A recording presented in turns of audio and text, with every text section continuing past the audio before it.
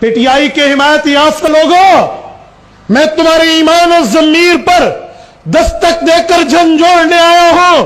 मुझे 2 सवालों के जवाब दे दो, मैं तुम्हारी तायीद कर लूंगा।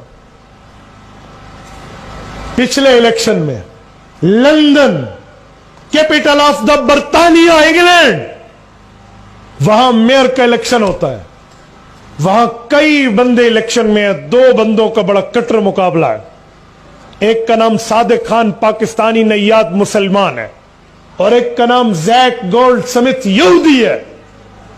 पीटीआई के चेयरमैन 7 समंदर सफर करके ये सिलेक्टेड साहब वहां जाते हैं और वहां पे जाकर जैक गोल्ड स्मिथ यहूदी की कैंपेनिंग करते हैं और एक एक दरवाजे पे जाके डोर टू डोर कैंपेन करके इस्लामिक सेंटर्स में जाके, वहां गुरुद्वारों में जाके, यहूदी इबादत गाहों में जाके, यहूदी जमात की दावत पे जाके यहूदी कैंडिडेट के लिए वोट क्यों मांगे थे?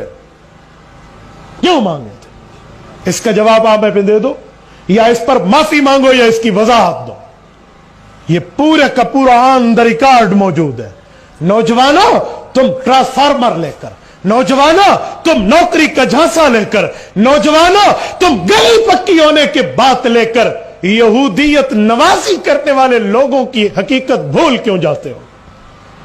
दूसरे नंबर पे 2013 के इलेक्शन से पहले पीटीआई इंग्लैंड की जिम्मेदार रमजान चौधरी की बेटी नादिया रमजान चौधरी, मिर्जा मसरूर इब्ने मिर्जा ताहिर इब्ने मिर्जा नासिर इब्ने मिर्जा बशीर इब्ने मिर्जा गुलाम अहमद कादियानी, मिर्जे के 5वें पोते के पास भीख मांगने जाते हैं कि पीटीआई को वोट दो।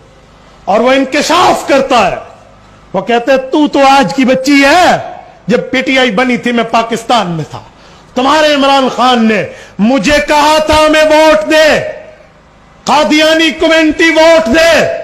मैंने कहा इमरान तू हमारे लिए क्या करेगा? तो कहते हैं उसने कहा मैं तुम्हें असेंबली में हक दिलाऊंगा।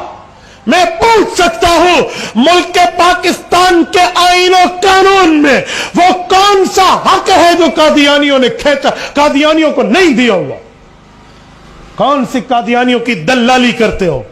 क्यों की है? क्यों वोट मांगे हैं? मेरे सवाल का जवाब दो। और फिर अगला जुमला, डेरा इस्माइल खान वालों, मैं ऐसे तो कायद मिल्लत इस्लामिया मौलाना फजल रहमान को 2 हाथ से सलाम नहीं करता। अल्लाह अकबर, हैरान होंगे तुम। हमें अपनी क़यादत पर फख्र से सर बुलंद हो जाता है। वो कादियानी कहते हैं मैंने कहा इमरान तुझसे कुछ नहीं होता जब तक ये पगड़ी वाला मौलवी मौजूद है, जब तक ये तुम में मौजूद है। हाँ हाँ।